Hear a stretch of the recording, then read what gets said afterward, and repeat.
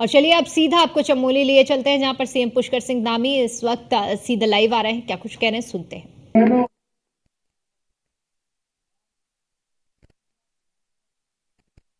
उपचुनाव में भारतीय जनता पार्टी के प्रत्याशी श्री राजेंद्र सिंह भंडारी जी के लिए समर्थन और आपका आशीर्वाद लेने के लिए आप सबके बीच में उपस्थित हुआ हूं।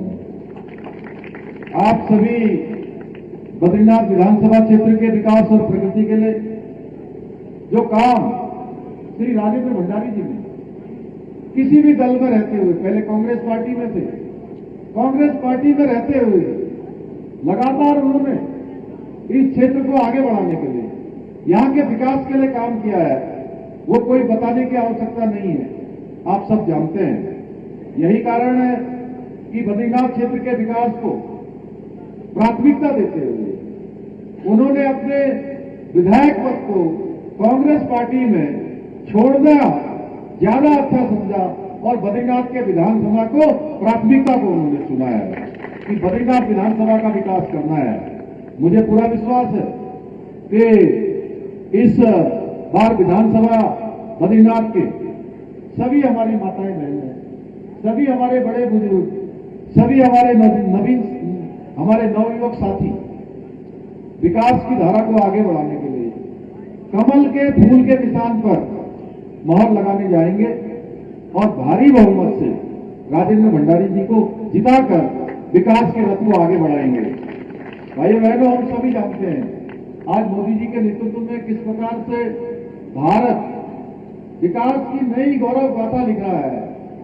पूरी दुनिया के अंदर आज भारत का किस प्रकार से मान सम्मान बढ़ रहा है और मोदी जी के नेतृत्व में आधुनिक भारत के निर्माण के साथ जो हमारी सांस्कृतिक विरासत है, उस विरासत को भी बढ़ावा मिल रहा है। उसके लिए हम अगर हमारे यही बद्रीनाथ जी की बात करें, देखिए बद्रीनाथ जी में एक नव निर्माण, पुनः निर्माण, एक मास्टर प्लान का काम चल रहा है। 4 धाम ऑल वेदर रोडें बनी है।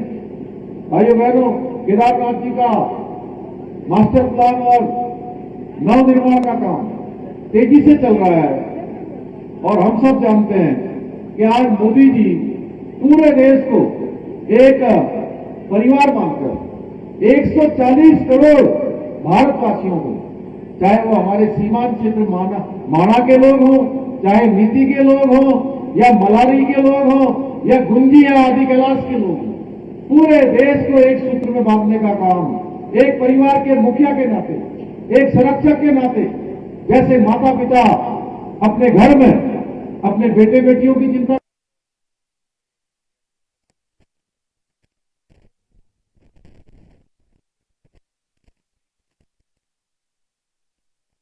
करके निर्णय लेते हैं।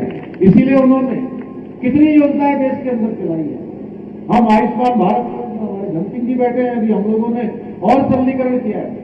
अभी कैबिनेट में हम लोग बहुत बड़ा फैसला करने वाले हैं कि यहाँ के हमारे प्रदेश के रहने वाले लोगों के लिए स्वास्थ्य के क्षेत्र में हम बहुत आसान उनको सुविधाएं देने वाले हैं, बहुत उसका सरलीकरण करने वाले हैं। आप जानते हैं आयुष्मान भारत योजना आज देश की कितनी बड़ी योजना है, देश की नहीं दुनिया की सबसे बड़ी योजना है। भाइयों बहनों, आज देश को आजाद हुए हम 75 साल से भी ज्यादा हो गए और इन सालों में कोई प्रधानमंत्री ऐसा नहीं आया जिसने ये सोचा हो कि देश के अंदर रहने वाले गरीब परिवारों का, गरीब माताओं बहनों का, बड़े बुजुर्गों का अगर उनको कोई इलाज की समस्या आ जाए तो उनका इलाज कैसा होगा, उनके इलाज की चिंता, उनको 5 लाख रुपए तक का एक साल में इलाज की गारंटी किसी प्रधानमंत्री ने दी तो प्रधानमंत्री मोदी जी ने दी। भाइयों बहनों, किसानों के लिए किसान समृद्धि योजना, प्रधानमंत्री आवास योजना, गैस के सिलेंडर गांव गांव और घर घर पहुंचाने का काम उज्ज्वला योजना के माध्यम से प्रधानमंत्री मोदी जी ने किया।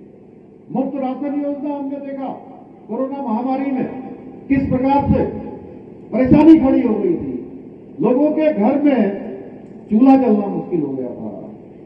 राशन कहां से मिलेगा, क्योंकि छोटी नौकरी थी, रोजगार था, सारा बंद हो गया। उस समस्या को, उस परेशानी को प्रधानमंत्री मोदी जी ने महसूस किया और गरीबों के कल्याण के लिए योजना चलाई। और वो योजना 1 साल नहीं, 2 साल नहीं, 3 साल नहीं, 4 साल नहीं, अगले 5 सालों के लिए उस योजना को अभी तक बढ़ा दिया गया है। 5 साल तक अब राशन फ्री में मिलेगा। इसके साथ साथ हर घर से नल जल पहुंचाने जैसी योजनाओं को देश और प्रदेश के अंदर घर घर तक पहुंचाने का काम हो रहा है। अंतिम व्यक्ति तक शासन पहुंचाने का काम हो रहा है। प्रधानमंत्री मोदी जी ने राष्ट्रहित को सर्वोपरि मानते हुए अनेक ऐसे फैसले लिए जिनके कारण से उन्होंने कभी राजनीतिक नफा नुकसान नहीं देखा। उन्होंने ये नहीं देखा कि मेरा क्या नुकसान होगा, मेरी पार्टी का क्या नुकसान होगा। उन्होंने अगर सबसे पहले किसी का फायदा देखा, देशवासियों का देखा और देश का फायदा देखा, इसीलिए उन्होंने कश्मीर के अंदर धारा 370 समाप्त की, 3 तलाक का खात्मा किया, सीएए का कानून लगाया और देश पर आतंकवादियों और अलगाववादियों का, जिहादियों का, हमारे सैनिकों पर हमला होता था। हम भली भांति जानते हैं, हम यहाँ तपोवन के लोग, ये चमोली के लोग, बद्रीनाथ विधानसभा के लोग, उत्तराखंड के लोग भली भांति जानते हैं। देखिए, कोई दिन ऐसा नहीं होता था जिस दिन हमको ये समाचार सुनने को नहीं मिलता था कि आज कश्मीर में रजौरी में ये घटना हो गई, आज पुंछ में ये घटना हो गई, आज कारगिल में हमारे यहाँ के रहने वाले एक और वीर सपूत को देश के लिए बलिदान देना पड़ा, उसने अपनी शहादत दे दी। सियाचिन ग्लेशियर में आज ये घटना हो गई। भाइयों बहनों, इस घटना पर भी पूरी तरह से आज रोक लगाने का काम, पूरी तरह से जवाब देने का काम अगर किसी ने किया तो हमारे प्रधानमंत्री मोदी जी ने किया। जरूरत पड़ी तो पाकिस्तान के अंदर जाकर सर्जिकल स्ट्राइक करेंगे। गलवान घाटी में चीन के सैनिक आते हैं,